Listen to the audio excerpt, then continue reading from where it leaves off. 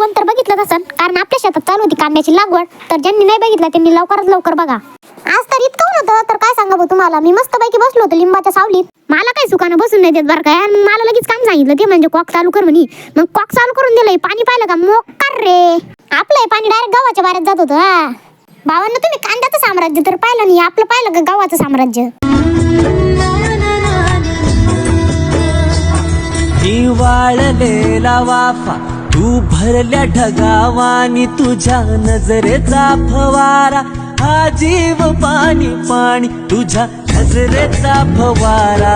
आपल्या गावाच्या शेतातच बोराचं झाड आहे. मस्तपैकी थोडेफार बोरं घेतले आणि बोरं तर अशी पिकली ना रे भाऊ, मोकार रे. आपली तिथे पाहिजे इकडे पाणी कशी करू राहिली, हिला तर खेळच वाटू राहिला बरं का. आपली वांडा मी लगेचच रस्त्यावर आणली बरं का.